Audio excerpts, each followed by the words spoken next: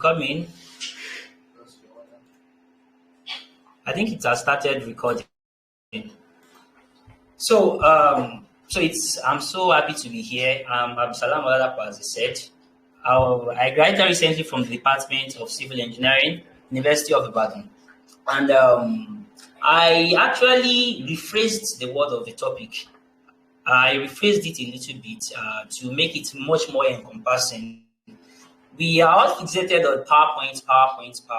What about the processes that leads to the creation of that PowerPoint, or even in some instance, how do you even deliver a PowerPoint? These and many more will be included in this discussion, and I hope that we are all going to enjoy this session. I want this session to be as interactive as possible, and I hope we are going to do that. I hope we are going to do that. So let's get started. Let me share my screen.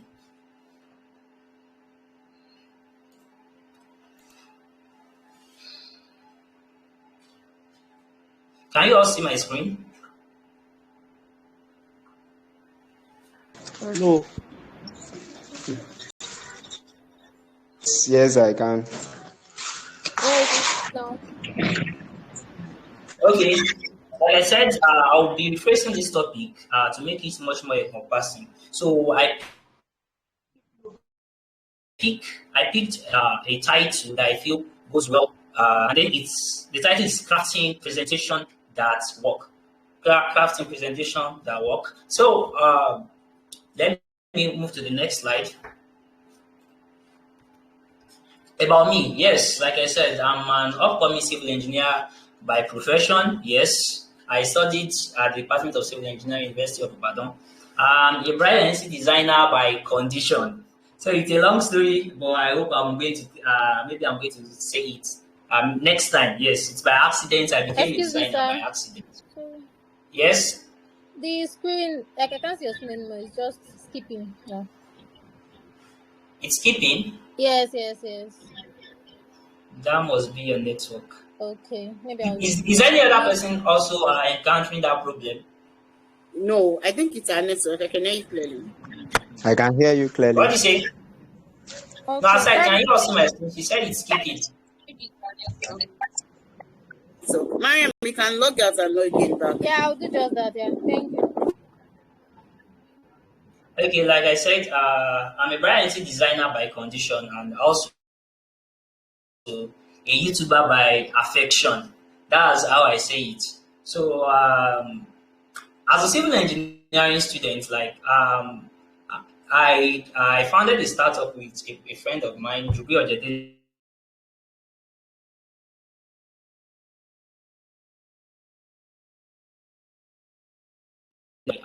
Let me just call it. I'm a freelance, by the way, but for Salami, and I also own a YouTube channel that is called Moments with Salami. So you guys can check it out, and I'm going to drop a link at the end of this lecture so that you can follow me or we can get connected. So this is what I'll be discussing in this particular presentation. Number one, why presentation matters, elements of a good presentation, planning, create, deliver, and tips and tricks. I'm going to show you some tips and tricks to go ahead with your presentation. Next slide. So I call this the MSN of presentation. Who knows what MSN is? I want this to be as interactive as possible. Hello? Hello, sir. Okay, who knows what MSN is?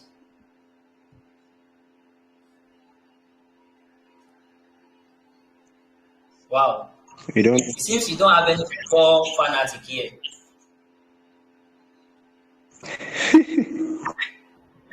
Microsoft network. Okay, anybody? Messi Suarez. Messi Suarez. What Suarez. did you say?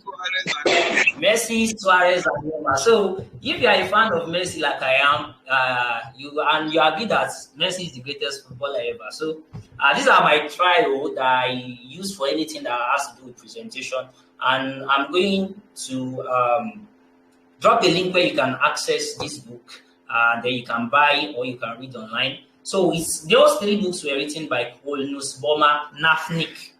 I hope I pronounced the word correctly. The first one is Storytelling with Data. The second one is Storytelling with Data. Let's practice. That's the second edition to this. Like the first edition it spoke about the theoretical concepts. The next one spoke about, okay, let's practice it. She used Excel, Tableau, and some other presentation and some other softwares. And the third one, which my presentation is really about, is called Storytelling with You. Plan, create, and deliver a stellar presentation. So that's the third book is what formed the basis for my lecture, and I also added some of my experiences to it. So next slide. So why does presentation matters? We all do presentations in our classes, yes or yes. Where we attend competition where we have to present. For some of us in that do our IT, we at the end of the day we have to present what we did during our internship. So it is just everywhere. There are some assignments, there are some classwork that you need to present. So how do you actually present effectively? So why does presentation matter in the first instance? The first one is importance of effective communication. If you look at some of the soft skills that are in high demand across the world now, effective communication is one of them. How do you communicate effectively? Even you can be in a workspace, you can be in a workplace, you can have a lot of technical know-how, but if you can't communicate effectively with your co-workers, it puts you at a disadvantage. So at first, communicating ideas, information, and concepts clearly. That is one of the reasons why presentation matters. Let's say you are told to present to your board of director why you need to launch a new product. You have to present to them, and then you have to communicate your ideas clearly. Build rapport and trust with the audience, and also to influence opinions, decisions, and actions. I remember while at the Eco Vanguard Club, we always get across to people to tell them about environment, to be eco-conscious, and we need to influence their opinion. And presentation in the traditional sense, you might be using a PowerPoint presentation, you can be talking, it can be oratory. They all contribute to this so that you can influence the decision of others and for them to follow you. Engaging and persuading audiences, like I said, you need it to engage your audience. You can't just be in a setting and then you are told to do a presentation. And let me just tell a story. When I was in my 500 level, so we went for one particular conference. So in that conference, it's about biomedical engineering, bio waste, and the likes. So at the end of the day, we were divided into some groups. Particularly, I was the youngest in my group. We had a professor of law. I think, what's his name again? Anybody in faculty of law will know Professor Akintayo. Yes, he was in my group and a couple of other people. And we were deliberating on what to do. We were deliberating, okay, what should we do? What should we present at the end of the day? So while having a discussion, he just said, okay, I will be the secretary of this forum. And then I started writing down the minutes. These are what we said. These are what we agreed to discuss and the likes. And at the end of the day, we were just told, okay, we are going to present what our ideas are. And the professor pushed me forward to say, he said, go and do the presentation. So it can come to you at any point. I wasn't expecting it. I was like, I'm the youngest now. We have a doctor. We have a professor there. We have captains of industry. And then they push me forward to say, okay, Mr. Absalam, go and present. It can happen to anybody. So we need to be to always be at the forefront. We need to be open. We need to adapt to changing times. So persuading and engaging and persuading audiences is one of it. And the last one is to achieving some desired outcomes. You might be presenting, let's say as a fundraiser, and then you want the rich people to drop the money with them, you need to present to them. So that's one of the things that you need to do. Like presentation just matters a lot. So and that is that about that. Let me also say I was watching a YouTube video sometimes ago, and some people in Google, Microsoft, and in these big tech companies, they were saying, okay, the only thing you need to do to get into the company, maybe you use your lead code, you do your software engineering. That when you get there, most of the things that you will be doing is just PowerPoint and writing reports. That is how it works in the corporate world. Most of the things you become less technical, especially as you ascend in the career place. So that is really important. PowerPoint presentation is really important. So we all know Adolf Hitler, do we? Yes. Is there anyone on this Yes. call who doesn't know Adolf Hitler? Okay, Adolf Hitler was, I still regard him as one of the best orator, especially in modern history. Yes.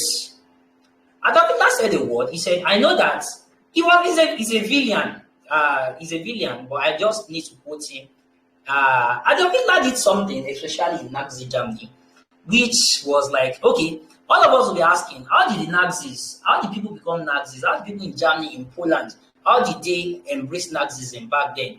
That, okay, kill the Jews, segregate the society and the likes, and among other things, there are opinions in Nazism. What he did was that he was a very good orator. He was a very good presenter. Yes, he was a very good presenter. He was able to convince a whole lot of people to follow his ideas. He said, I know that men were born. I know that men are won over less by written than by the spoken word. That every great movement on this earth owes its roots to great orators and not great writers. Yes, there's always this distinction I always want to make. Like, if you're a good writer, you also, and you say, okay, I'm a good writer, I'm not a good orator, please, you need to pick that up. Because at the end of the day, it's what was said was what really matters, not really what was written. Even the Quran at its initial stages was passed down in speech before it was later written down. And like one Quran user was commenting, and he was commenting on the difference between Winston Churchill and Adolf Hitler. We know Winston Churchill back then was the UK, was like the Prime Minister of the United Kingdom. He was not comparing both people together. Like, why was Adolf Hitler able to command a lot of people, and then why was Churchill was able to? Churchill was not able to convince a lot of people. That was what brought about the Kings and Country debate. If you can just search it online. It's an Oxford Union debate. It's called the King and Country debate. When they wanted to go into war, and people back then in England said they were not going to go into war. But people in Germany were able to go into war, although they lost at the end of the day. Why? It's because of Adolf Hitler's oratory prowess. He was able to convince quite a lot of people. And hence, that's a presentation. It might not be in the modern context like we have a presentation slide, but at the fundamental, that is what we know as presentation. So he was now trying to convince them, so you can read up that word by yourself. So what are the elements of a good presentation? I broke them down into just four. The first one is the clarity of purpose and objective. Yes, you have to have a clear thought. Like, okay, this is what I'm talking about. I've researched it. I know about it. Most likely, you are the one that knows about it amidst all of you in that room where you are making the presentation. So you have to have that clarity of purpose. You really know about what you are presenting. The second one is compelling storytelling technique. Yes, there is nothing that beats a story. The best way to convince a lot of people is to tell a story. The third one is thoughtful planning and organization. How do you plan your presentation? What comes first, what comes last, and what comes in the middle? And the last one is creative design and delivery. Yes, you need to be able to design your PowerPoint slides. How do you design it, and how do you make your delivery at the end of the day. So I'm going to push a question to the forum now, which says, who do you think is the greatest presenter of all time? Let me put it that way. The greatest presenter of all time. I need three people to amuse themselves and tell us who they think is the greatest presenter of all time.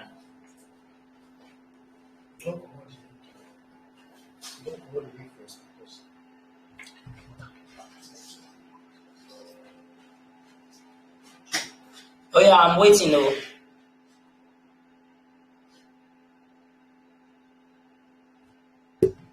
Mia, Yusuf Kamaldeen, Wale Olalekan, Ridwan Adeoye, Mudassir Nasiro, and a whole lot of others. Yeah, Sheikh Abdulwasi Ibrahim, my PRO. Who is the greatest presenter of all time? I want to answer. Oh yeah, I'm listening. Is it Steve Jobs? Steve Jobs? Okay, that's one. Any other person with an opinion? Well, So the I first don't person have. said Steve Jobs. I'm listening. Okay, I don't Sister have a Anna particular name Salau. to say. What do you say? I don't have. I said I don't have a particular name to say, but whosoever Okay. will be a great presenter must have that characteristics of being clear about what he's saying, then being able to communicate it well to the people in such a way that they understand the message and is able to persuade them to receive it the way you want them to. Okay, thank you. So you just mentioned the characteristics back to me. Thank you. I need two more people to say who they think is the greatest presenter of all time. Prophet Muhammad sallallahu alaihi wasallam. Prophet Muhammad sallallahu alaihi wasallam. Any other person? Salami. We have a lot of people on this call now. Let's say Abraham Lincoln. Salami. Abraham Lincoln. Yes.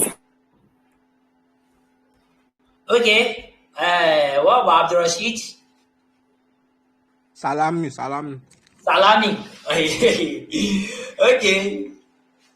So, if it's Abraham Lincoln, you are not too wrong, although you are incorrect in this context. Even Abraham Lincoln, after enacting the slavery abolishment, it led into a civil war. So, it's not Abraham Lincoln, it's actually, in my own opinion, Prophet Muhammad sallallahu alaihi wasallam. Because why?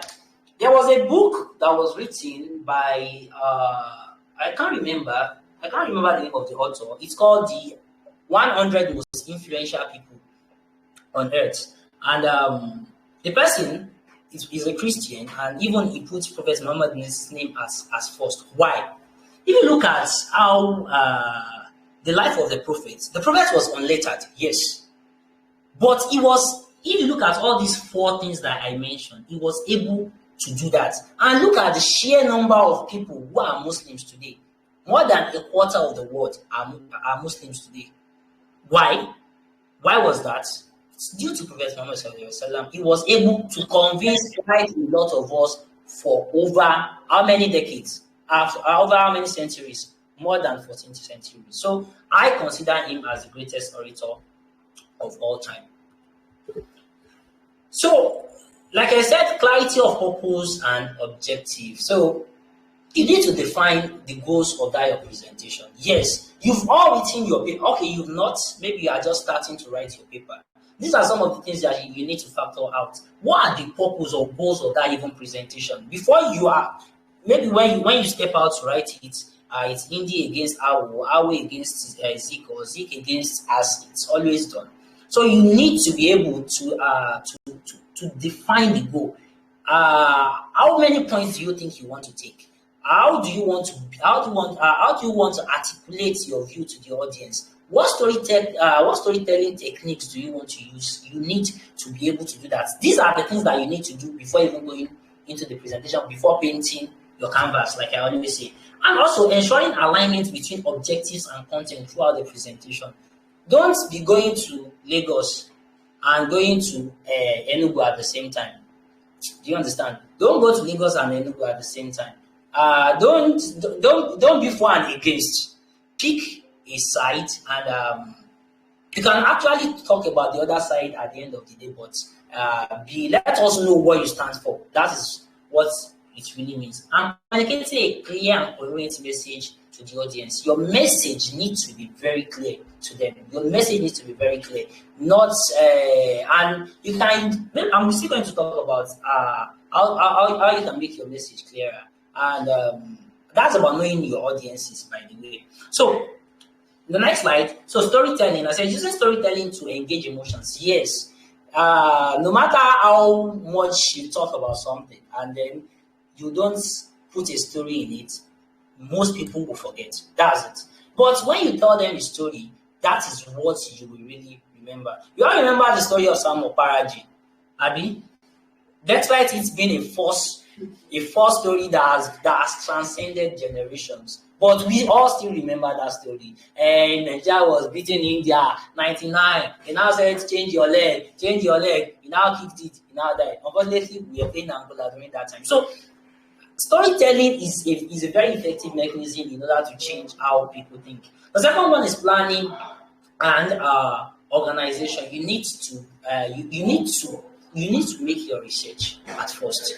Yes, you need to make your research before going into your presentation, and then you need to organize your points in chronological order. I'm still going to talk about that one. And the last one is think like a designer, deliver like an orator.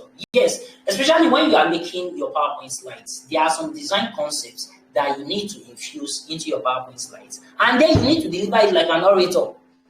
You can have the most beautiful of slides, and then if you are unable to pass the message very well, you end up failing at the end of the day. And that is that about that. So the next slide. The first thing that you need to do is plan. Like we say, if you fail to plan, you have planned to fail. You need to write out your ideas. What do you plan to do? And every other thing. Maybe you get a scrap paper, get sticky notes. Yes, there is a sticky note on our laptops, although most people don't really know about it. I think it comes pre-installed. Let me show you mine. I will stop the presentation for a moment. Should I? Let me share screen.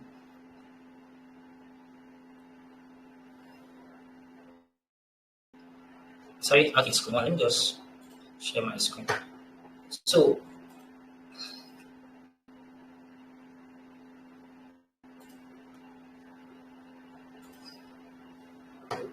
okay, I'm trying to show something, but I don't think it's showing. Okay.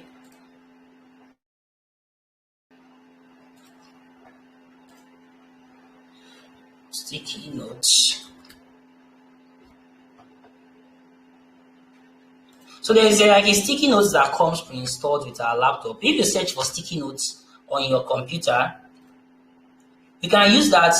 Maybe when I get to storyboarding, but I don't think you can see my other screen. I'm trying to share something here.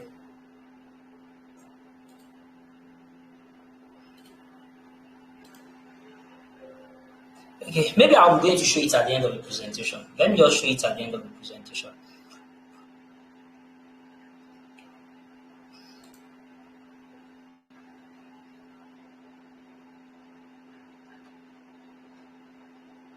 I'll just show everything at the end of the presentation. Please kindly remind me. I'm trying to get back to my presentation, but I think I'm lost.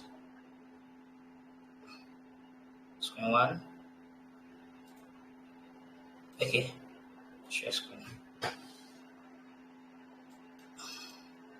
So I think you can all see my screen back.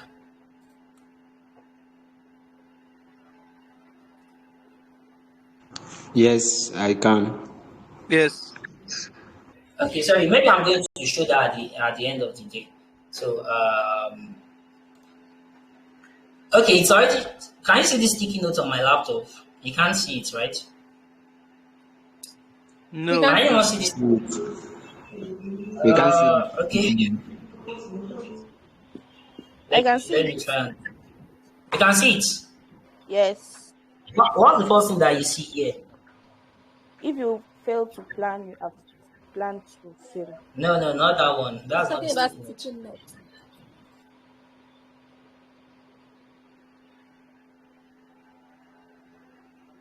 Okay, maybe I'm going to do that at the end of the day. Maybe just do that at the end of the day. So, if you play to plan, you have to plan. You have planned to To fail. fail. So, the first thing you need to know is that you are not communicating for yourself. First and foremost, you are communicating with your audience, and how you relate with your audience differ. I can't be addressing a group of secondary school students, and I will say that's the same way I'm going to address a group of business professionals. So you need to know your audience. Who are my target audience? Do you get what I'm trying to say? You need to know who your audience are, like who are really your target audience. So, and then you have to know what differentiates your target audience from one another. You have to show something that relates to each and every one of them. Yes, especially when you are telling your story. I remember back then, maybe I'm going to tell this story later when I get to storytelling methods.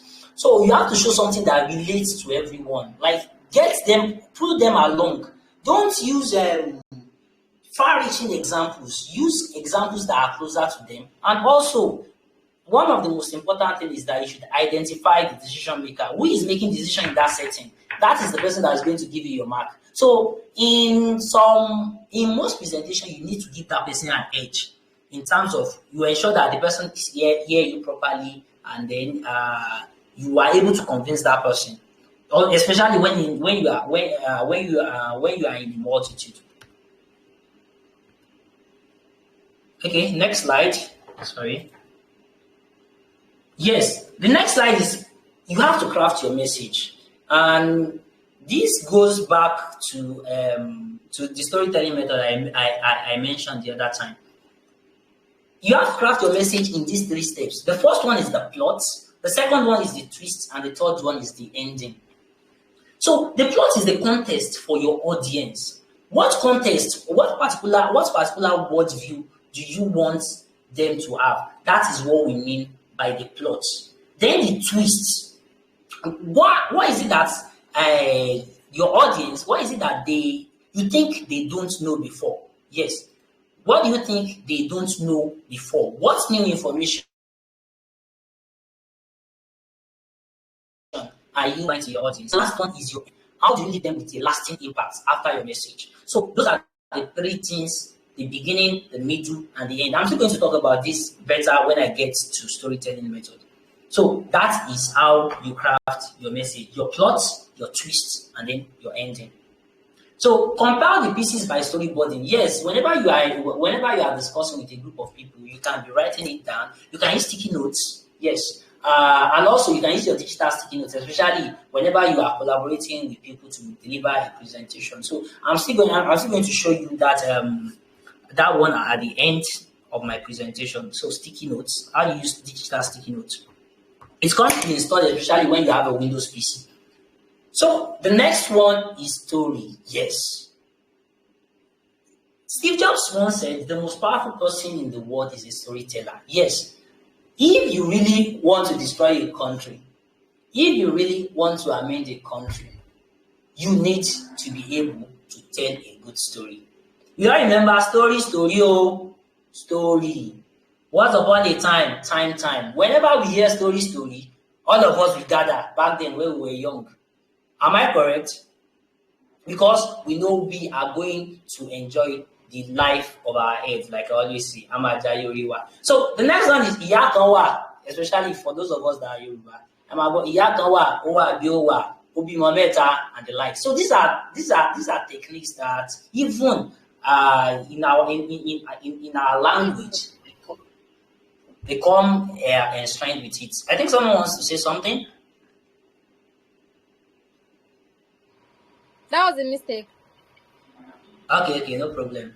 So that is it. A very good, nothing beats a very good story. Like I said, you all remember Sam Okparaji's story. Is there anybody here who hasn't been told that story before? I remember when I was young, I totally believed it. Is there any other person who believed that story?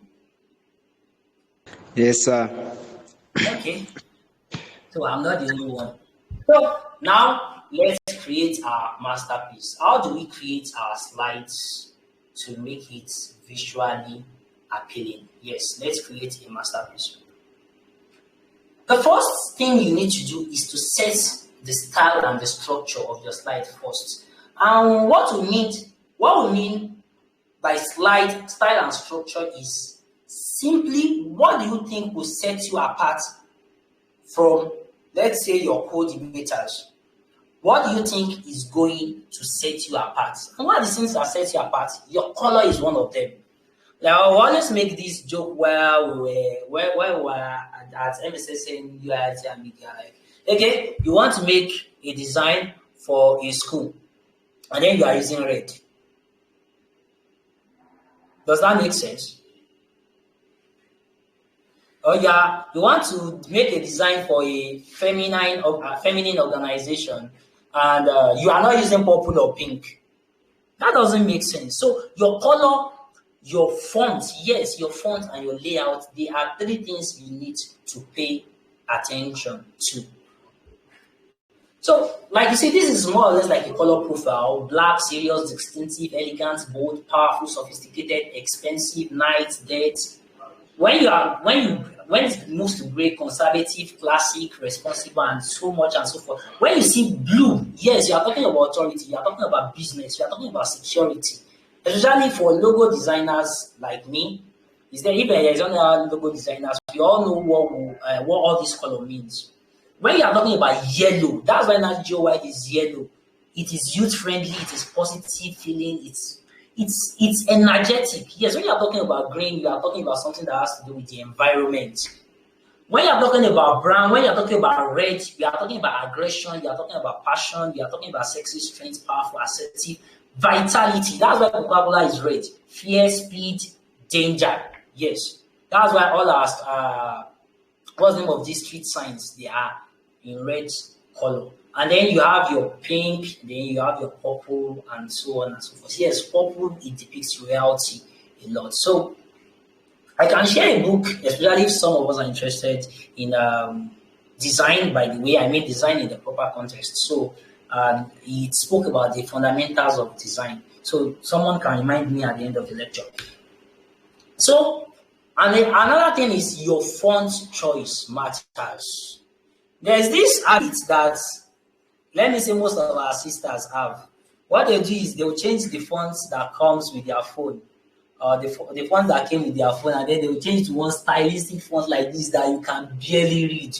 And when that person is trying to show you something on WhatsApp, is the person screenshot a chat and then post it. You don't look like, what is this saying? You will not be able to make sense of it. By the way, let me give you an advice. The company that you bought that your phone from, they invested a lot of money in creating their default fonts. And I always say that's the best font for that phone at the point of creation. Any other font might not really work so well on the phone. So if you are in that category, go and change the font for your phone. So I'm going to play a very short video that spoke about font choice. Font choice matters. It's perfect for the 4th of July. Check this out. Here's the Declaration of Independence in its original font. It would not be nearly as effective in Comic Sans. That would suck. And check it out in curls. Who the hell is that? We would not have the United States if they had a curl font. And I put it in wingdings just because I'm a nerd.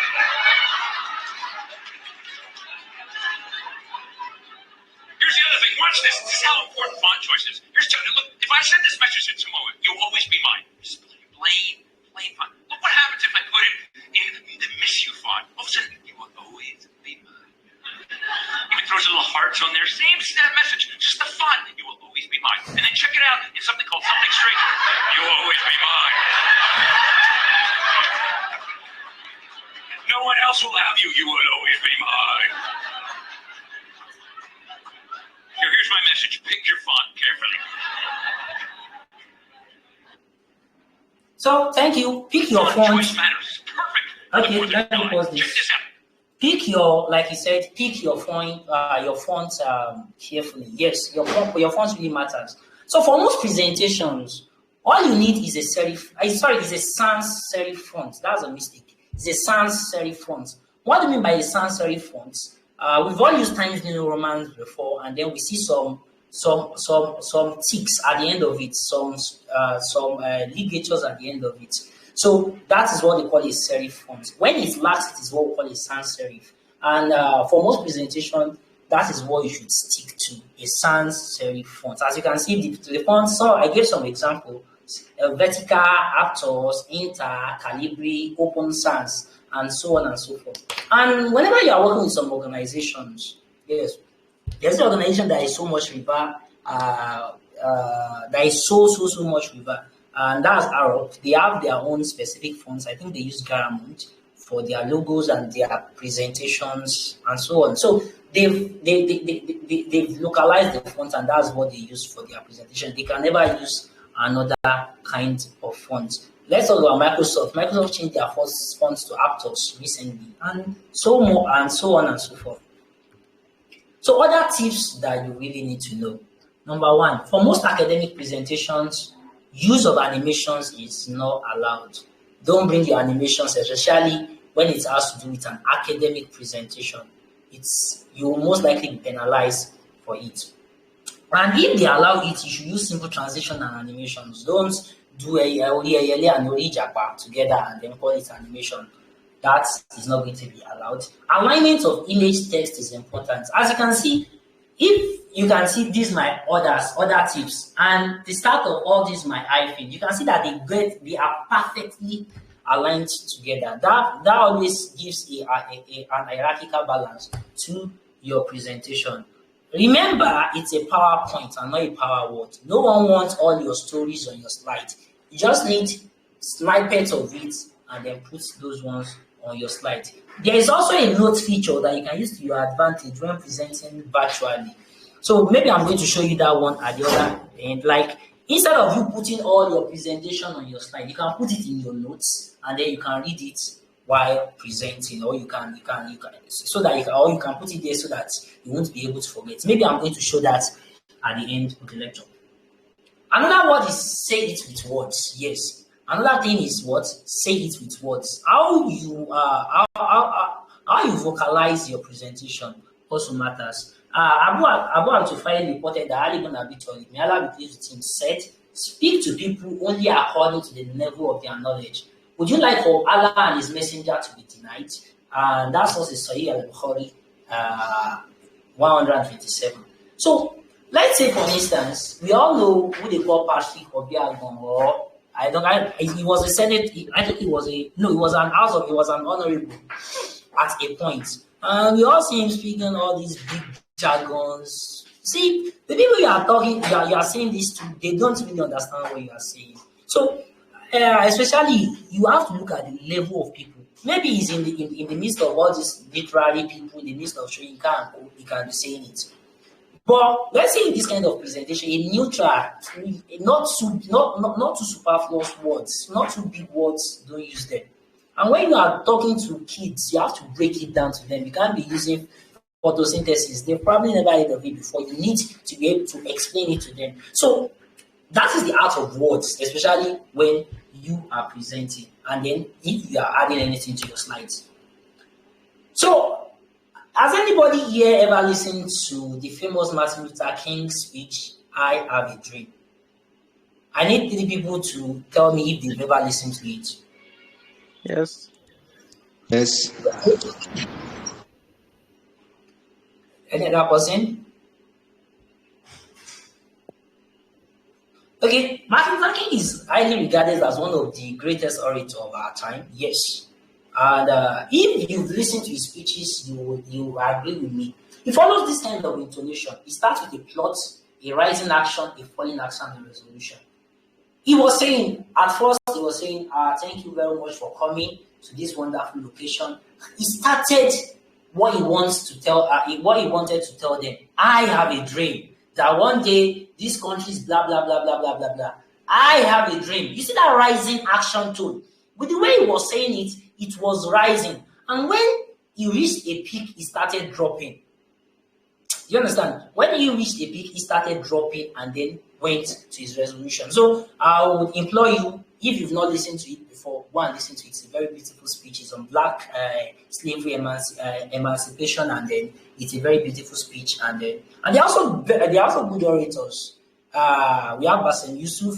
So there's some guy I got to know recently, Bassem Yusuf. There is Mehdi Hassan. There's this other Egyptian guy. I've forgotten his name. Maybe when I remember, there's this other Egyptian guy, a very good orator. I was watching his YouTube video sometime. I was watching a video sometimes ago, and he was featured. He was trying to talk about smoking kills, and then he was to oppose that motion. We all know smoking kills, and he was able to oppose it and defeat his opponent. So that is something, especially when it comes to the arts of oratory.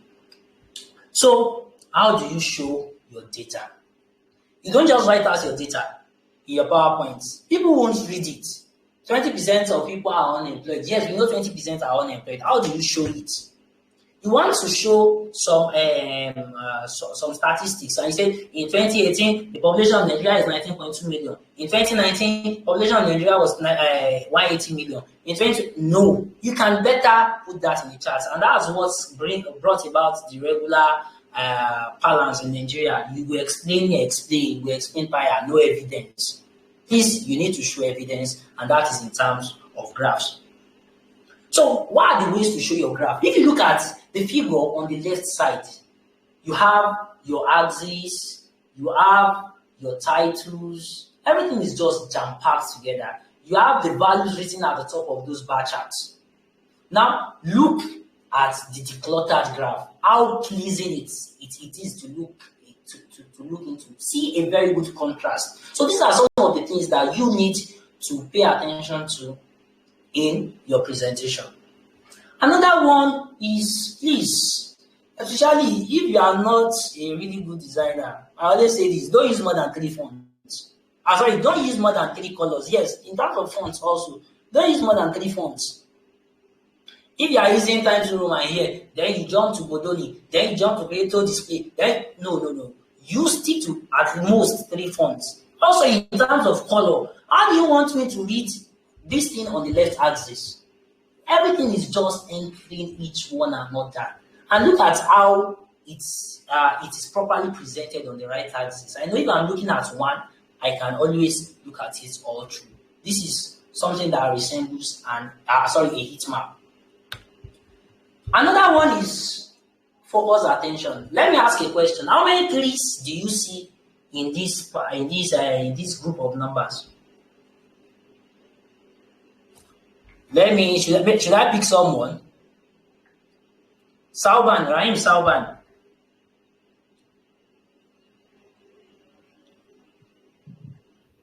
Is he there? I can see I can see How many trees do you 5. see in this? What is it? I see 5. You see 5. You are still doubting it. Now, what about this? How many trees do you see? 6. So you see the difference about you focusing attention, about you putting more attention to what you want your audience to see. In the first one, I'll just be looking at it all around, looking for it, and at the end of the time, I'll just be 5. Okay, 5. But in this other one, I was able to picture it at a glance that, okay, using color to focus my attention, I have 6 trees in this particular graph. Please, do you understand some of the techniques that I'm trying to give here?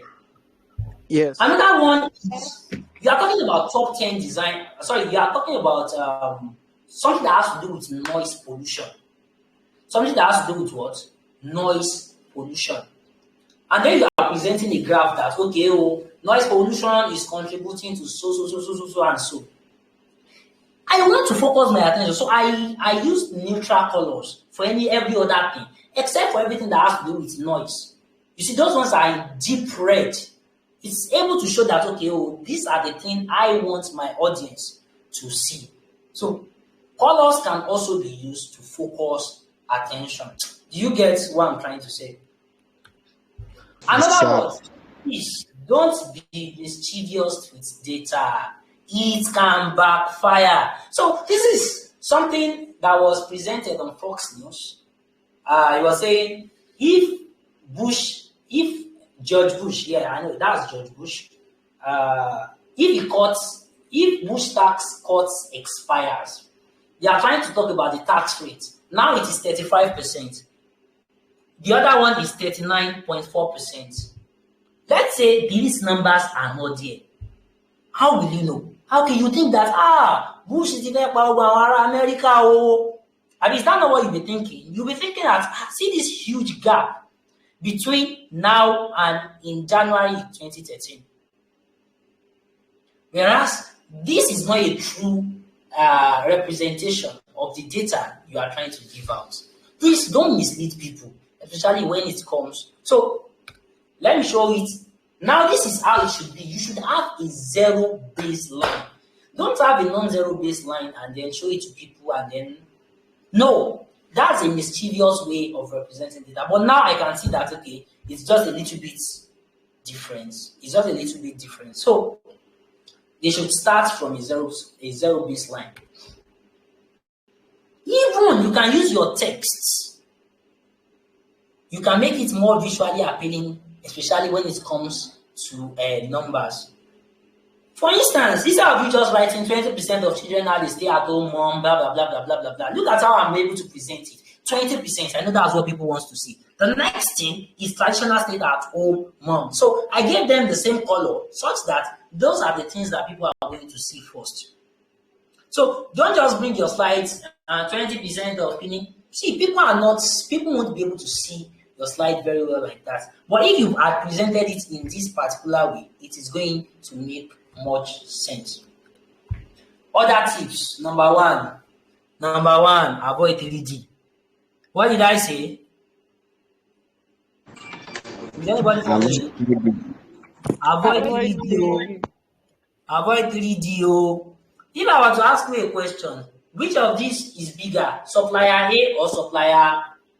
Okay, in this particular way, which one is bigger? Is it supplier A or supplier B?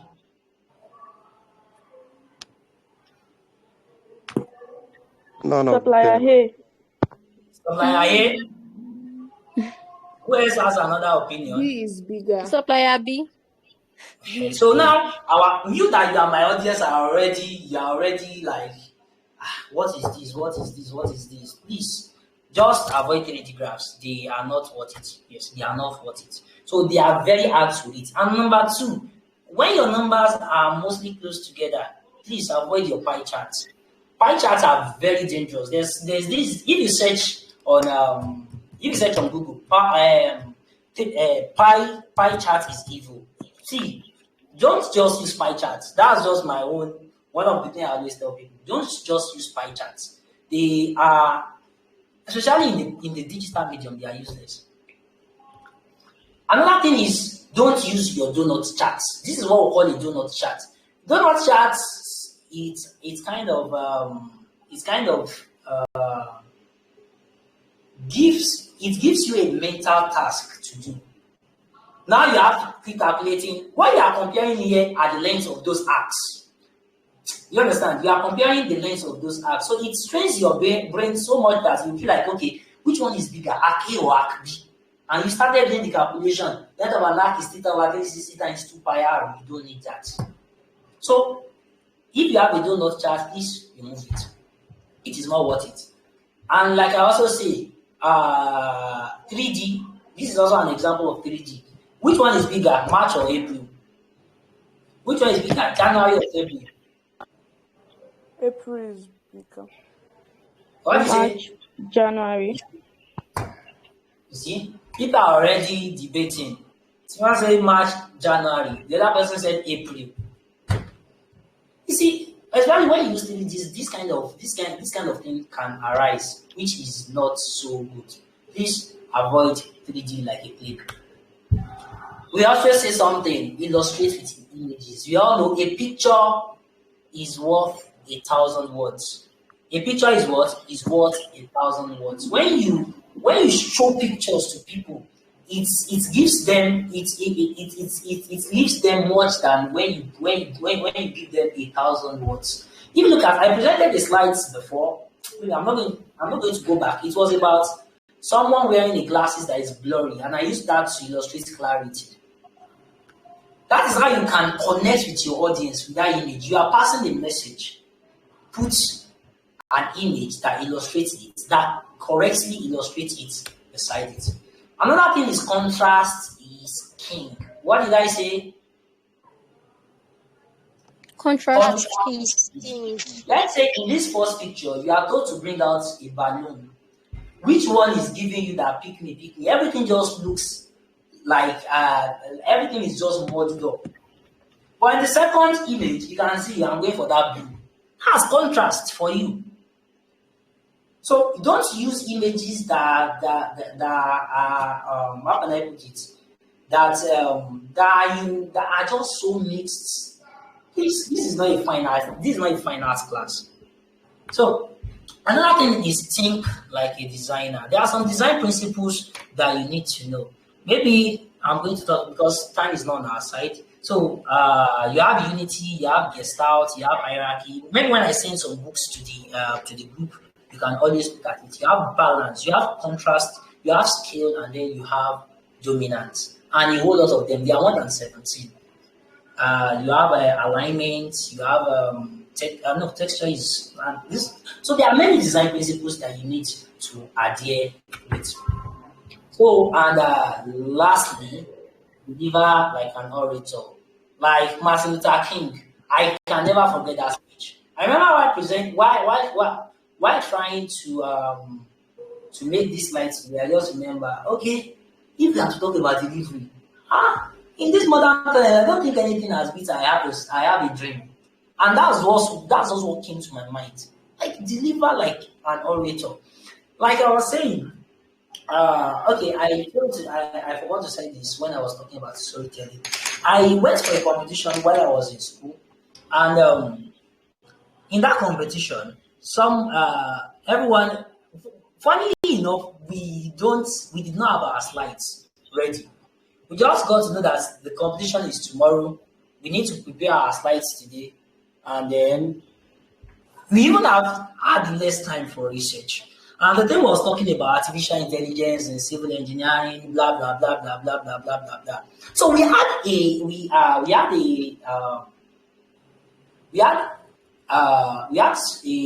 can I put it?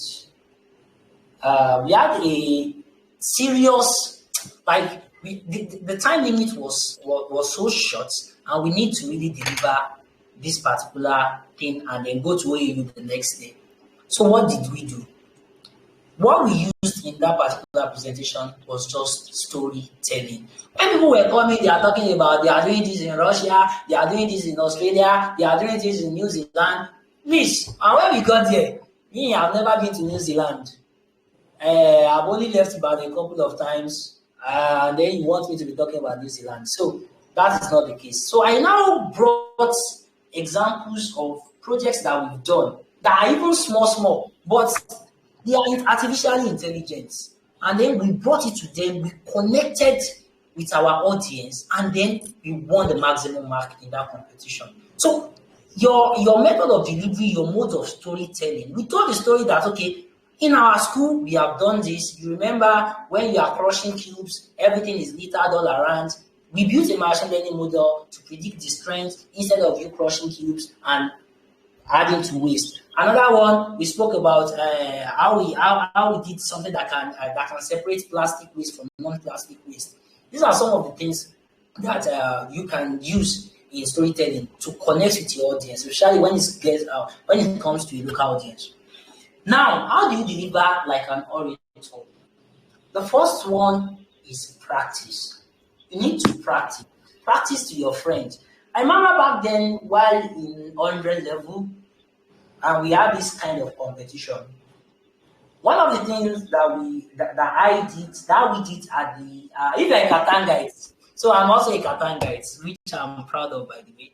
And what we did on that day was I was told to present to the Indian woman before even going to the central mosque to present. And that was one of the ways that I practiced that presentation for that particular competition. So those are some of the things that we can do. You can present to your friends, you can present to your faculty mates, you can present to your departmental mates, and the likes. The second one is build your confidence.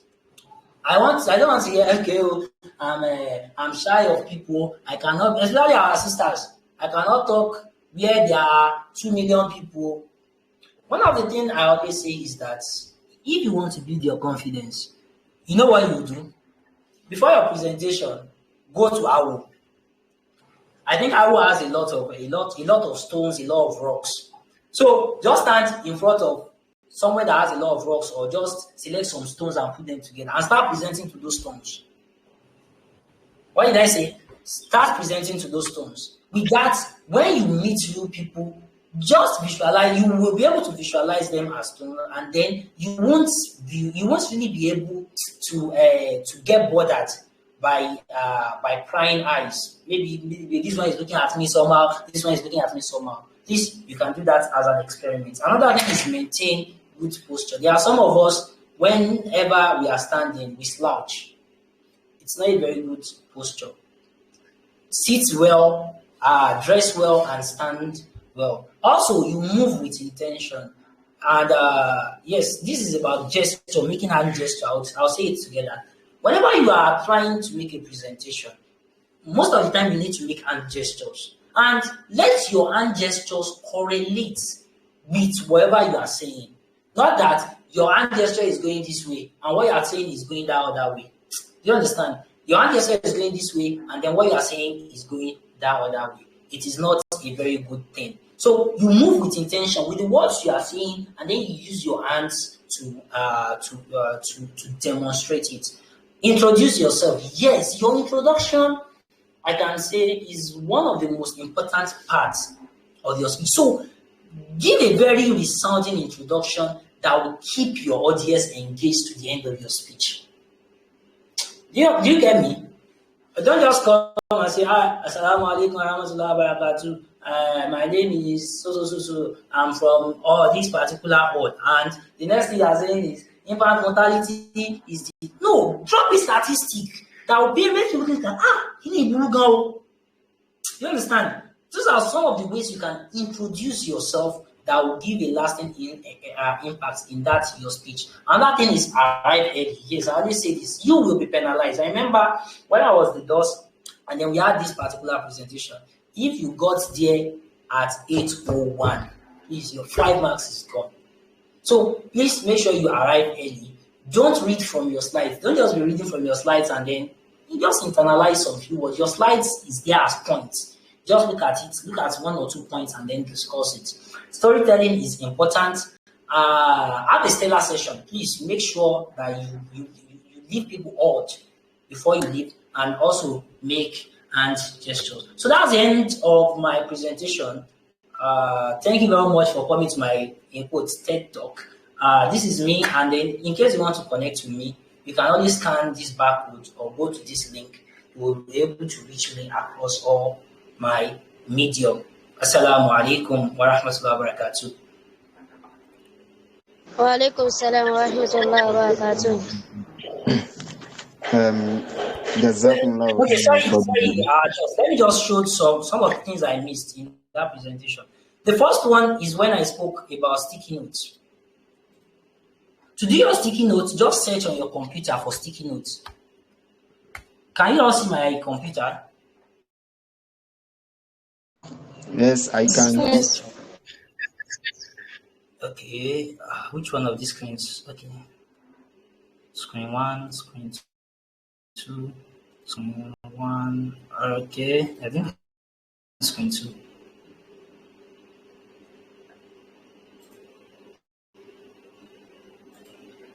So when you search for sticky notes, what's happening? Cancel.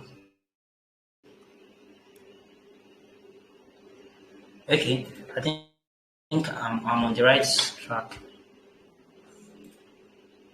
I don't think this thing is working. Let me just... and try.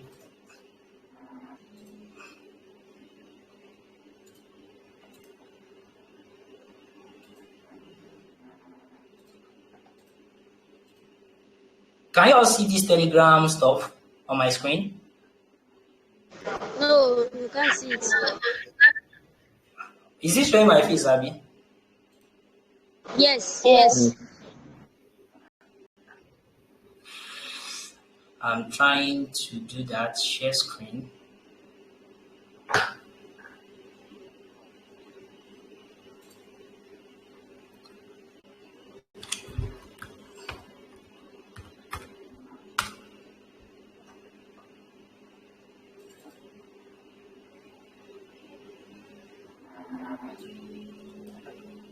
Can you see this? Can you see that now? Not yet. Oh, I'm seeing it now. Okay, it's showing an infinite screen, Abby. Yes, sir.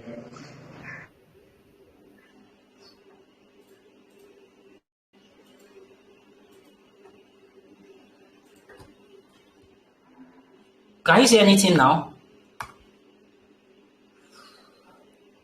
I don't know why this thing is not doing. You can see a new Yes. screen now. Your Okay, folder. you see this sticky note, failed members, blah blah blah.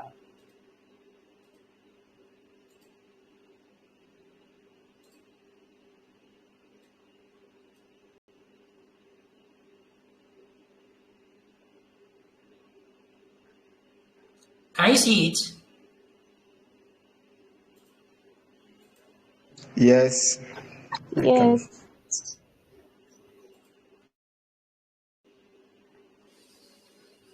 Can you see the sticky notes now, Abby? Yes. Okay, to create it, just click on sticky notes on your computer and then you can click this plus icon.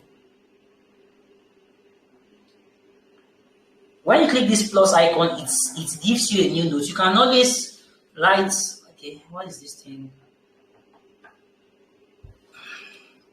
Okay, it has created a new note for me here. Sorry, I think my computer is lagging. So you can always write your notes. Okay, Walid said, maybe you are in a brainstorming session and then you want to do your notes. What's this thing? It's dragging a lot.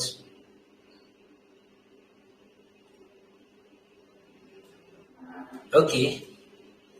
You can say, okay, Walid is saying we should prefer Alia to do the work. So you can create as many notes as possible and paste them on your screen.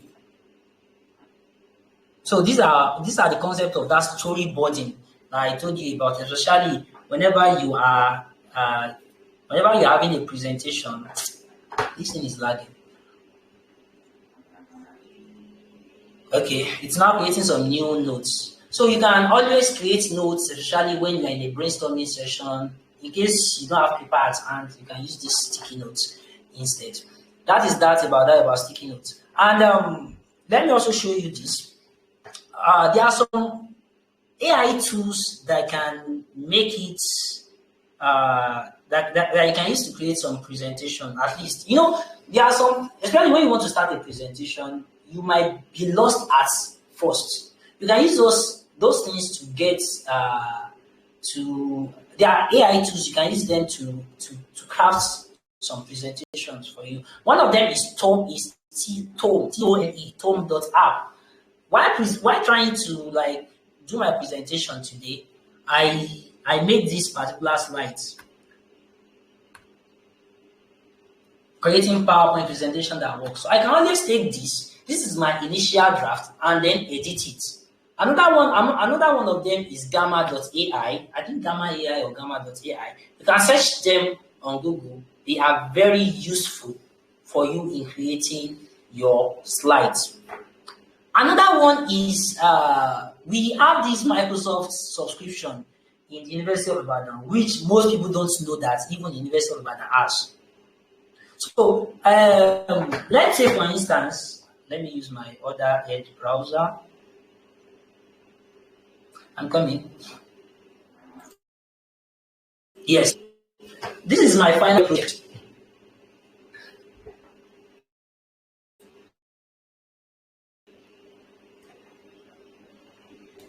Can you all see what I'm showing here?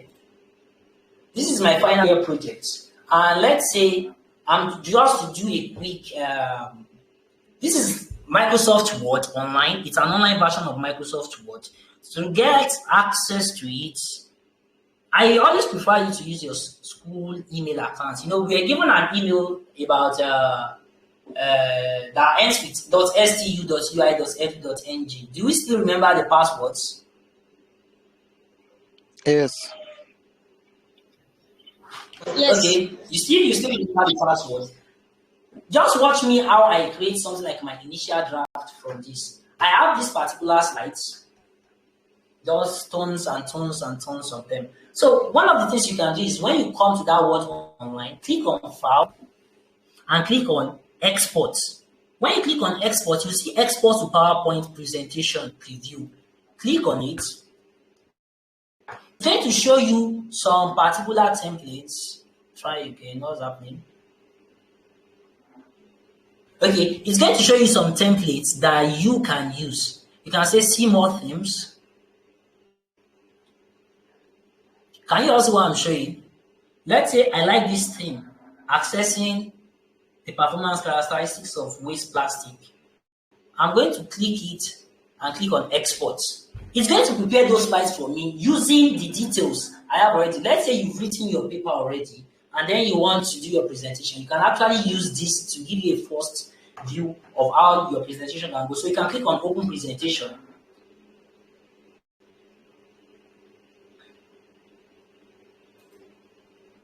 So after clicking on open presentation, you are going to see the slide that this thing is going to give me. It's, you see, accessing the maybe you've read my report. Let's say I have to present something. Okay. I don't know why this thing is okay. Now I have this particular.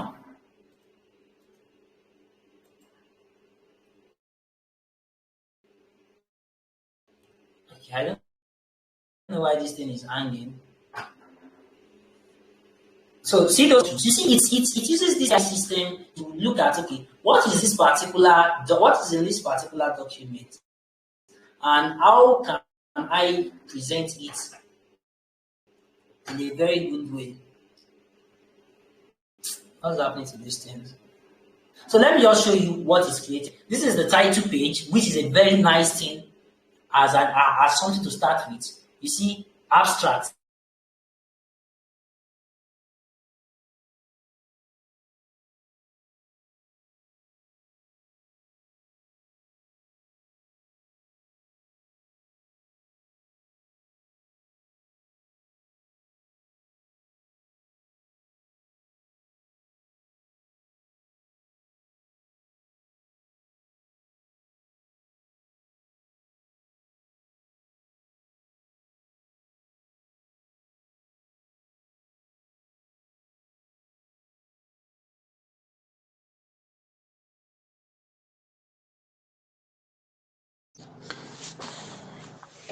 Assalamualaikum. We can't hear you, brother Salam. Are you still here?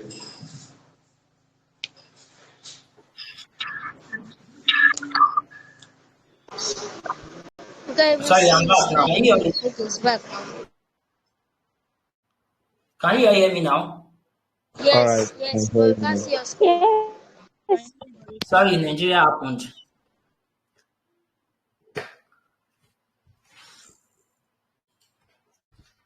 Okay.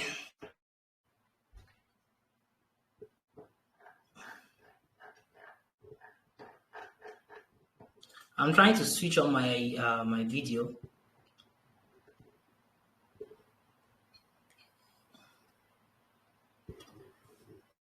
Okay. Let me just restrict it to this.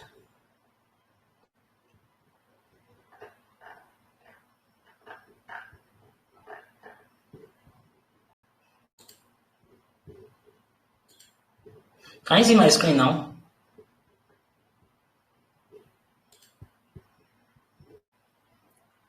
Hello? Hello, sir. Can you see my screen?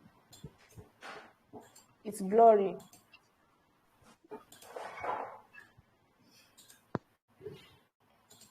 What can you see there, even if it's blurry? Okay. I can see it now. Okay. You see, like I was saying, this actually gave me something good to start with. The visuals are nice, although the word seems too much. I can always edit. Yes, I can see it now. I can always edit this and use this as my presentation, especially when time is not on my side. And many other ways you can you can benefit from this. So these are some of the things that can make your slides faster. I've spoken about Tome.app, Gamma.ai, and also this online Microsoft Word. You can use it to link between your Word and PowerPoint. So I think I've come to the end of my discussion, and I would love to take questions now. Assalamu alaikum wa rahmatullahi wa barakatuh. Wa alaikum assalam wa rahmatullahi wa Jazakumullahu khairan for the training, sir. So we really appreciate. So and I think every one of us have learned even more than one or two things. So we've learned a lot from your presentation. So and I hope every one of us will take everything you've taught us into use. Jazakumullahu khairan, sir. Before I ask my own questions, so I would like to take questions from everyone. So if you have a question for now, so you can ask.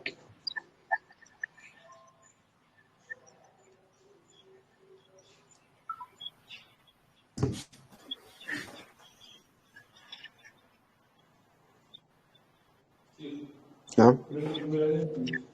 Assalamu alaikum wa rahmatullahi wa barakatuh. Wa alaikum Wa alaikum assalam. salam wa rahmatullahi wa barakatuh. Jazakumullahu khairan for the presentation. May Allah reward you abundantly. My question is about the pie charts. You talked about. I'm sorry for the background noise. You talked about we avoiding pie charts as much as possible.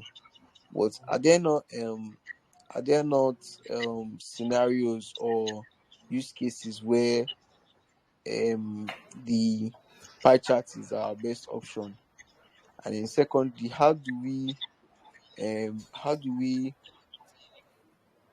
take care of contrasting? The thing is that there are some people that are colorblind. So no matter the kind of colors you use, all they see is the grayscale. So it's either dark, very black, or partially black, or gray, or white, and all that. So how do we take care of contrasting and the use of appropriate colors? And then finally, you said you were going to share some books about storytelling with data. I think you mentioned 3 or 4 titles like that. So I just wanted to remind you to not forget to share that. So Jazakumullah khairan. Thank you. Maybe I should take all the questions. Any other person with a question, I'll combine everything and then respond at once.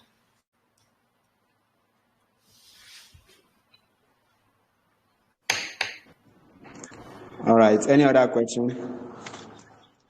Assalamu alaikum, sir. Wa alaikum salam. Ameen. I want to ask if we can also have all these applications on our phone, or must it be a computer or a laptop?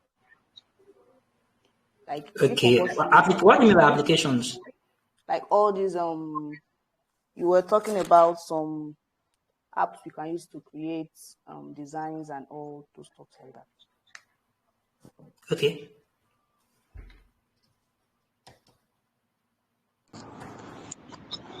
All right. Any other question?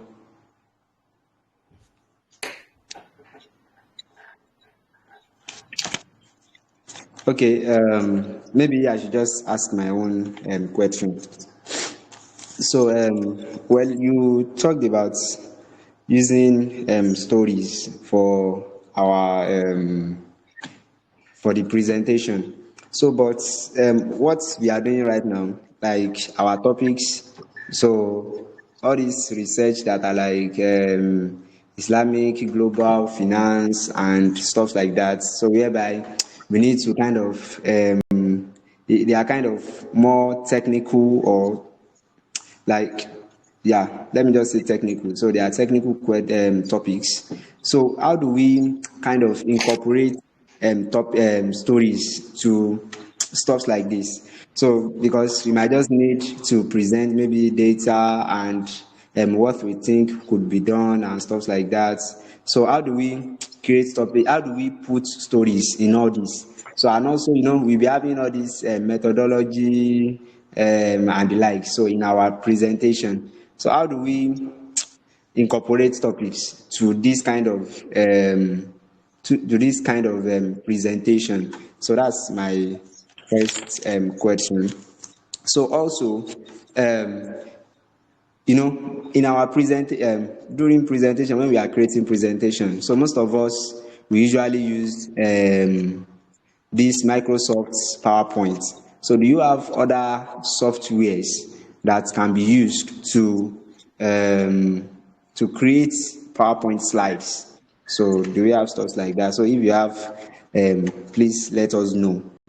So and is it allowable? Can we use Power BI, to create our visuals for this data and the likes? Maybe instead of using PowerPoint to create all those things. So can we use Power BI to create like a visual for the bar chart and stuff like that? So we can incorporate it to the PowerPoint. And also, like when we using of arrows and the likes, like I don't know, seems there is like a kind of I don't know how to feature in Microsoft's PowerPoint.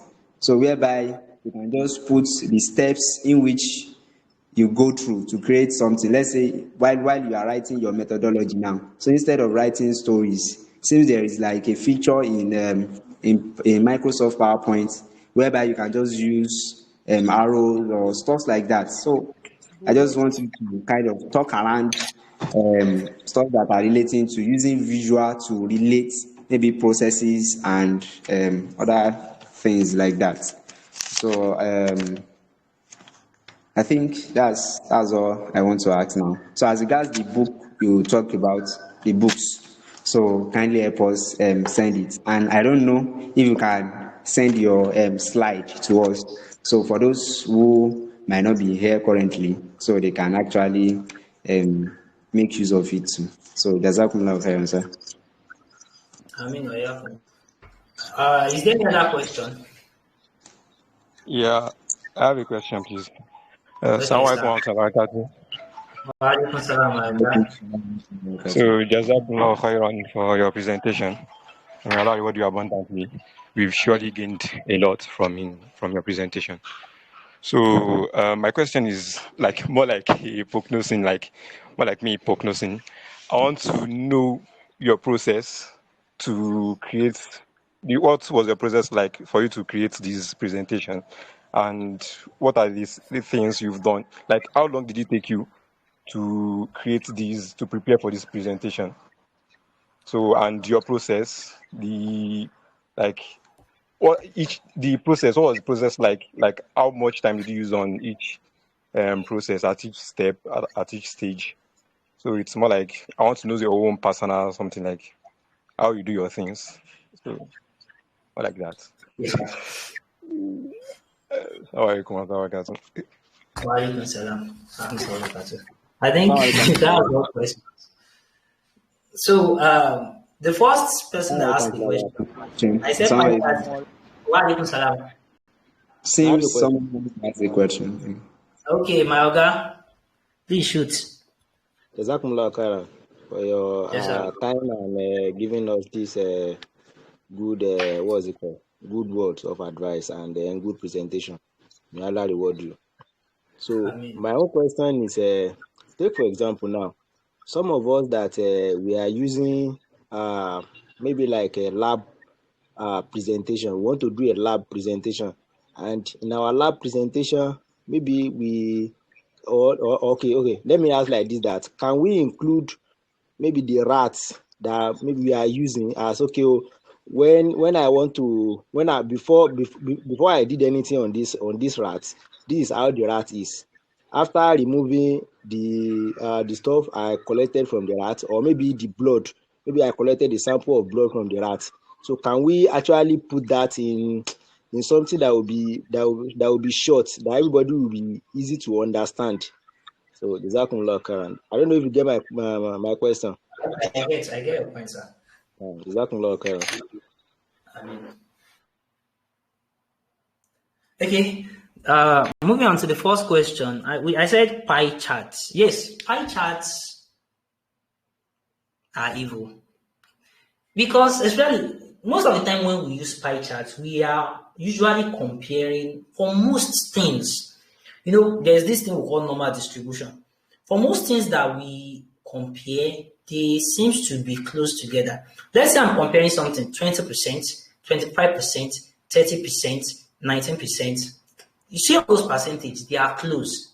So whenever you draw a pie chart for them, there seems to be like there's these visuals about circles. I don't know. There's I've forgotten the name of the effect in design.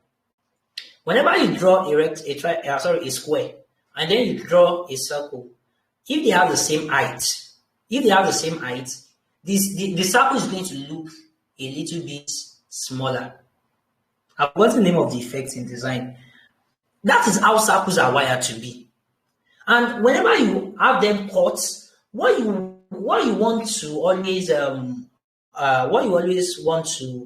compare them with is that you are comparing their lengths, you are comparing their area, which, except if to an extent your mathematics is good, you might not be able to tell the difference, especially when those percentages are not written on it.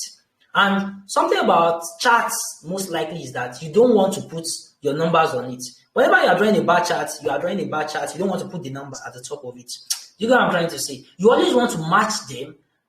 It's not to give you an exact representation. It is to give you, to compare two things, to compare two or more things together such that you can make your judgment.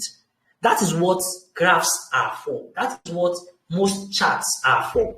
You are not to really derive so much information from it. You have to just look at it at once and then you make your judgment. You get it? So that's why charts is not so good. Now, if you now have something like the first one is 70%, the next one is 10%, the other one is 5%. Pie chart can work in that regard because you can see that there's this huge discrepancy in the figure. So that is that about pie chart. There are many ways of forming contrasts. I know if you're a designer on this platform, you know what I'm talking about. Number one, you can use color for contrast. The other one, you can use fonts for contrast. There are sometimes, let's say, you can use fonts for contrast. You are writing something and then you just change the font. As you change the font, it's going to give, that's where your eyes is going to direct you to. You can use fonts to achieve contrast. You can use size to achieve contrast. When you make something bigger than the rest, now I showed you something about 20% of so. The first thing you see is that 20%. You understand? Those are ways of, I think, and many more. You can also underline. You can underline something to show it that, okay, it is contrast. It is contrasting. You can also do like, whenever you are using fonts, the other ones are normal. This other one is bold. When it is bolder than the rest of the text, it also gives a contrast. That is some of the ways you can achieve contrast. Okay, send books. Yes, I'm going to send the books and my slides to this platform so that we can always have them.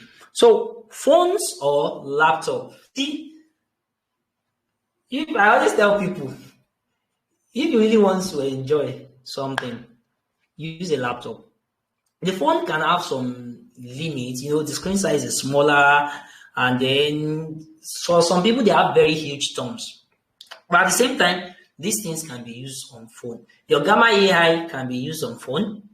It's a website. Just search gammaai.com or something. Or just search Gamma AI on Google. It's going to bring that for you. Your Tome app, it's also on a website. You can actually show those ones on a website.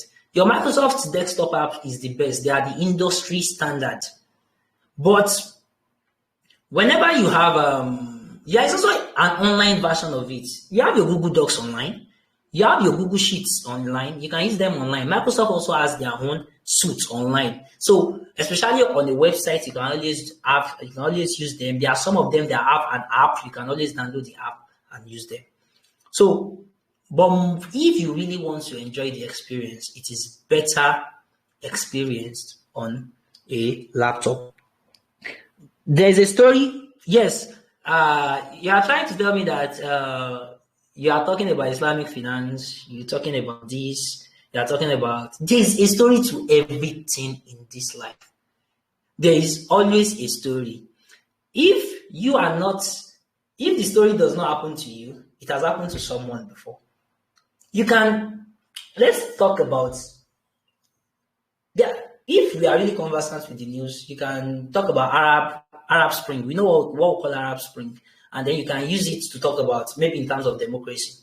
That's a story to it. Let's say you are talking about Islamic finance. You can look at when Sanusi Lamido was trying to import Islamic finance in Nigeria, there was huge criticism. When he was trying to import Sukuk bonds in Nigeria, there was huge criticism, and now even governors in the southeast are taking it up. So there's a story to anything, and if there is no story, form a story. That's it. Form a story, and just make sure that your story is coherent with whatever you are trying to say. So the next one is other softwares. See, the basic for industry standard is PowerPoint, like Word, Excel, PowerPoint. But you can also use the Google suites. You have Google, what's the name of this thing? I know you have Sheets, like Google has their own that are also online that you can use. So those are other platforms. And the funny thing is that there is this interoperability between those platforms. Whenever you're writing something on Google, you can always export it to Docs, which is Microsoft. Let me show you something. Even the Power BI that you are mentioning, it has a, for instance, today when I was working on my document, where is it? When I was working on it, when you click on file, export, okay, no, not this one. This is the Word. I think I opened it on what's the name of this thing? Let me open something. Can you also screen?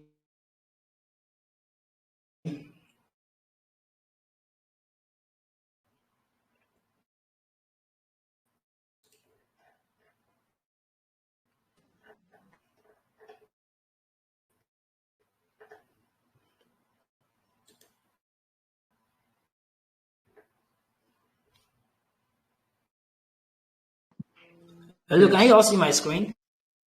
Yes.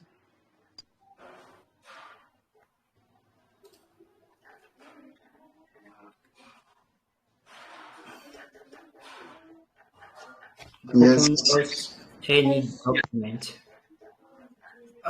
Sorry. I have okay. Let's say I have this, my friends. It's on Google Drive. This particular document is on Google Drive. So you can always import. When you click on file, okay, it's still loading. When you click on file, and then you click on download. You see Microsoft Word, open document format, rich text format. That's rich text format. I think what your what of this thing, what part that's what it's used. PDF, plain text. Nowadays, there is this interoperability between softwares. Even whenever you are working on something on Guinea, you can always import it to CSV, put it on your Python, use it in our studio. So there's this interoperability between software. Power BI is very, very much compatible. It's also a Microsoft product. You understand? And most of these companies, whenever you are using one of their products, they make it compatible to other products. I hope I've been able to answer that. So you can use you can use anything, but when it comes to submission, let's say the organizer says submit this in PowerPoint. That's PPTX format. Does PPTX? You can always download it as a PowerPoint and then send. You can always convert. There are even online converters. You can say, let's say, convert PDF to Excel. Search it on Google. The first thing is search. When you search convert PDF to Excel, is the PDF Excel converter online. They are there for you to use. So that is that about that. I hope I've been able to answer that. So in terms of your charts, if you can use Power BI, yes, use Power BI, use Python, use RStudio, use Excel, but just make sure that you import them back to your PowerPoint. So that is that. About when you have something like a methodology, and then you want to, there's something we call smart arts, which you can always use. Let me see if I still have any one of them. I think I always use them in Microsoft Word. Yes, smart arts. Especially when you want to denote some processes. Let's say I have this process. I have it already. I can always change the color. Please avoid 3D. Don't use 3D. You can always change the colors. Let's say you have this particular colors. Then you can say, okay, this is my introduction. So you have this literature review. You can use smart arts in your presentation. So it's a very good thing. It's one of the things you can use. And then let's say you have conclusion. And then maybe you want to itemize something. And something that I find very interesting about this smart art is that you can always, maybe I'm not using this particular, you can put images here. I'm not using this particular chart again. I want to use this. That is part of it. So I want to use this instead. Do you get what I'm trying to say? So you can always use this smart art, especially it helps you itemize things and gives it a graphics. So what my process to create this presentation? Actually, this presentation, I won't lie to you, I started it today. No, I started it 9 a.m. today. Although I had to sit down with it and then make sure that I finished it. I finished it around 1:40 something. I'm very meticulous about my presentation. When I'm trying to present something, I always want to show my branding. That's it. I have a particular way or I brand my things. So the first thing is research. The reason why I did not spend much time in my research is that this is something that I know already. All I just need to do is to bring out my my sources. Yes, I opened my sources. I still have all of them opened here. You see, storytelling. This is the second book. This is the third book. You understand? I just had them open around, go to my Google, and then brought out all my information before trying to make sense of them. Do you understand? So it took me quite a while to finish the presentation, but if it was something that was novel to me, that I don't know anything about it before, it's probably going to take me much more time because you need to do your research. That is the fun, and the research phase is what takes quite a lot of time. So, and also for lab presentation, funny enough, this is one of the men that taught me designs. So one of the things you can use, there is this transition feature in I don't know. Left to me, what I would do would be I might design them in CorelDRAW and then bring them to my PowerPoint slide. Let me make an example. Let's say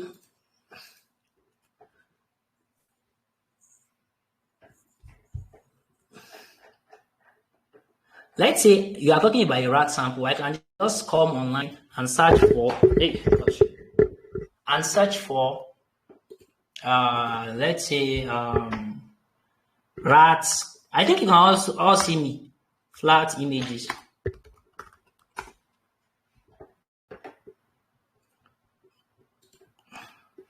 (2D). Let me add 2D to it.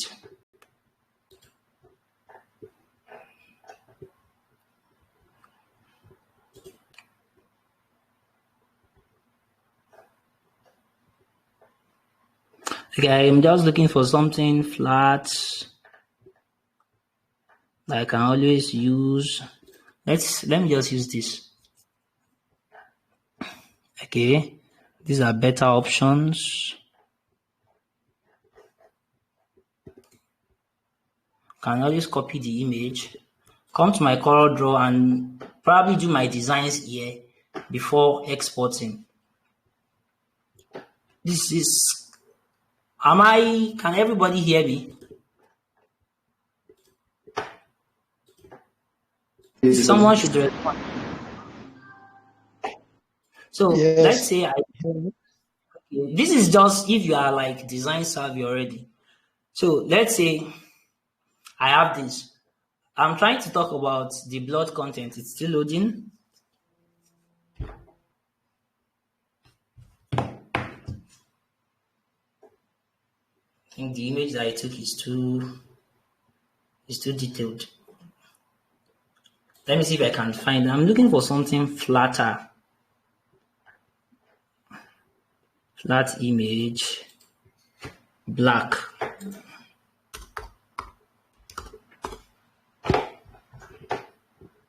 Hey, something like this. This is what I'm looking for.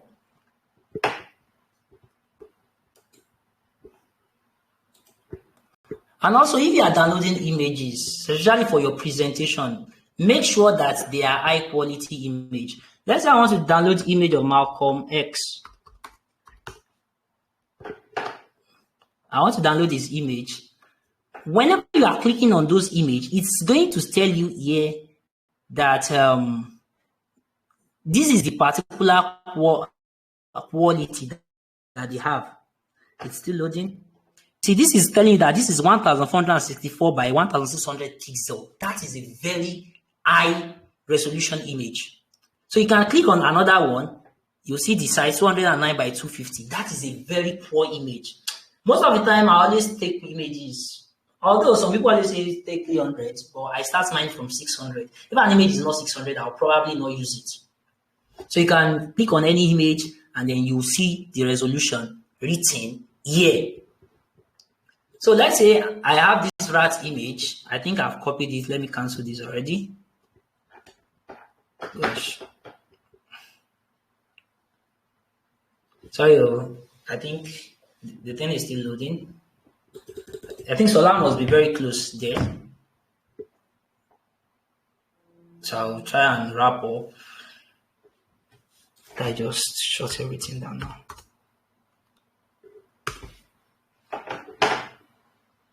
I mean, this is just going to be the last one. What are these things?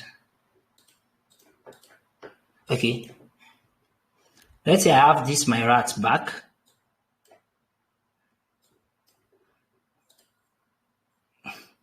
Let's say I do it as a logo and then it traced it out.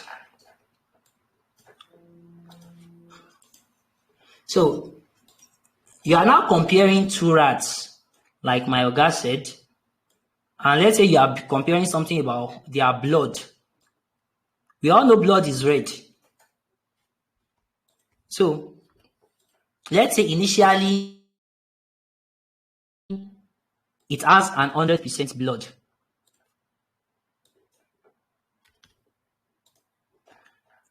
Let's say initially it has an 100% blood. So you can always write this. This is 100%.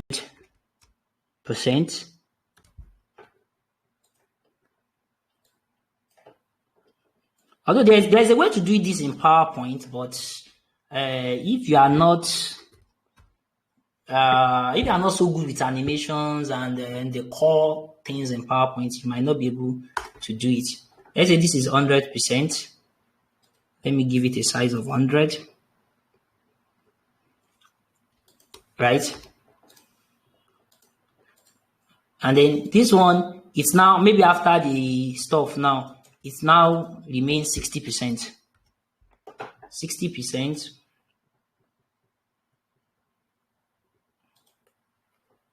Let's say I have my pen tool here.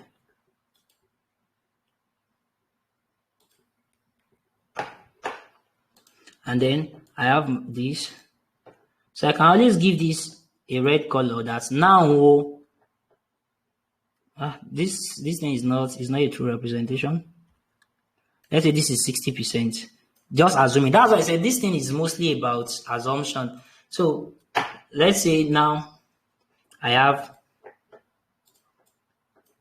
60%. So this is an image that I can always bring in.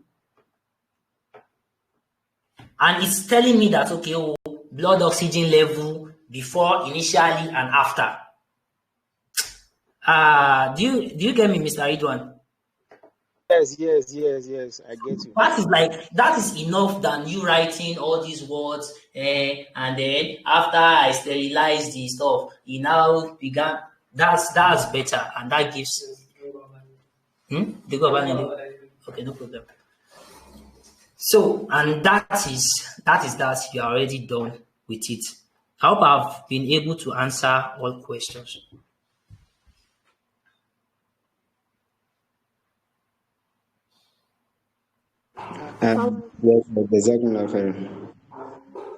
I think Sister Mariam still has a question. So it's about the phone. I said, can we have the apps on the phone? Yes, you can go online, go to Google, search for Google Docs. Google Docs is more or less like Microsoft Word. You can search for Google Sheets. Google Sheets is like PowerPoint. So you can always their apps, you can use them online also. What do you say? Google Slides for PowerPoint. Sheets is for Excel. Okay, Google Slides. Sorry, Sheets is for Excel. Yeah, thank you. Sorry, I don't really use Google packages like that. That's why.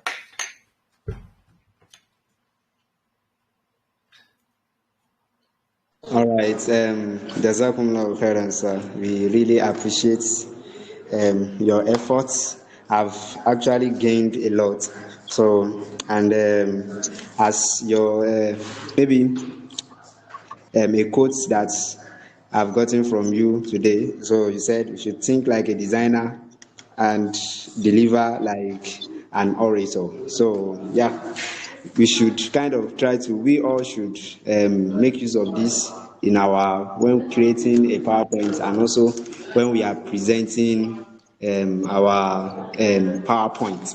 So I hope we've all learned one or two things. So, and we should try as much as possible to employ this in our PPP, in our PPT. So let's not come with PowerPoints that will just be power word, and we should not come with a lot of, and also he has also taught us how to present, so how to compose ourselves. So you shouldn't be presenting and you say you are shy, you are this, you cannot talk loud, and so on like that. So I hope we all will not come with excuses like that. So may Allah subhanahu wa ta'ala make it easy for us all. So Jazakumullah khairan for being present in this workshop. So we really appreciate. So let's make use of everything we've learned and also teach others who are not present here. So Jazakumullah khairan to everyone. Jazakumullah khairan to our presenter. So may Allah accept it from us as an act of ibadah. Amen. So in that case, we've come to the end of the lecture. So we will send the recordings will be sent to us. That of yesterday will be sent, and that of today will also be sent to this general group. So, and inshallah we will pin it there. So that anyone who needs to make use of it can always come here to use them. So may Allah subhanahu wa ta'ala make it easy for us. So, and also we are expecting everyone to come with good paper So a paper that will be worthy of being published. So and also a good presentation PPT, so that the judges will be marveled with. So that's what I'm expecting. So yeah, I know we are all preparing very well. May Allah subhanahu wa ta'ala make it easy for us. Amen. So jazakumullahu khairan. سبحانك اللهم وبحمدك أشهد أن لا إله إلا أنت أستغفرك وأتوب إليك جزاكم الله خيرا. I have a question, Salami. Can I ask? Okay, my guy, I'm listening. The question is just that You the picture you use to see audience, and I don't want to know where you downloaded how to get the picture. I can't hear your question. Okay, you use a picture when you're talking about audience and speakers. I just want to know where you actually download. Not really a human picture, it's just like a diagram or. Which one? Do you say this image? Not really an image of a person, but it's a cartoon or something like that. Resembles a cartoon image. Cartoon image? I still don't get the question. Sorry. Okay, let me start like this. Where do we download pictures that are not exactly human pictures? You say images that are very good, Abby? Images that are not exactly human pictures. Human pictures. Type it on Google, it's going to give it to you. Do you get me? There's no single website repository that says, okay, oh, this is everything here is is inanimate or something. Just search it on Google, look at your options, and then you can always pick your options if you want to go for inanimate objects.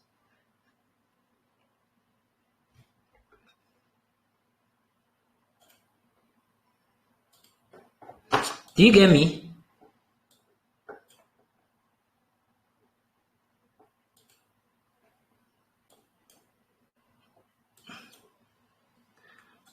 Hello?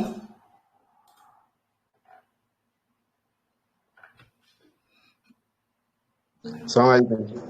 You can Wa hear alaikum me. salam. I think I'm person hear me.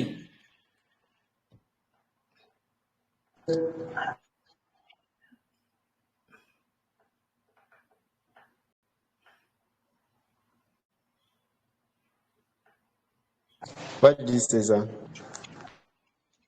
Can you hear me? Can Yes, everyone sir. hear me? Yes, I can hear Okay, you. I'm trying to respond to the person. I think Abby, can you help me rephrase the question that the person asked?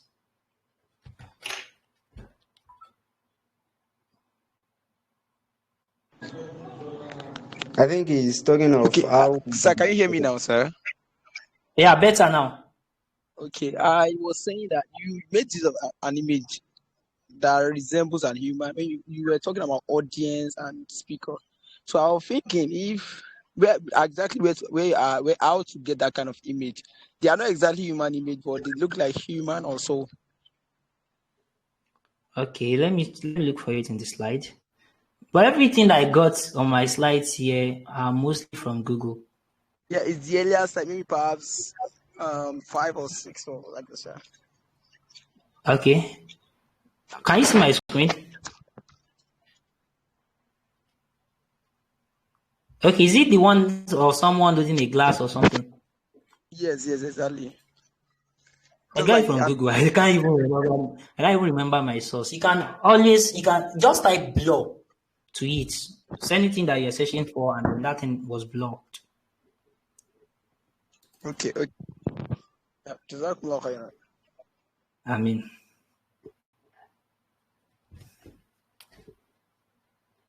okay, I guess that's all about it. Thank you very much for coming. I really appreciate it. Wa alaikum assalam wa rahmatullahi wa barakatuh.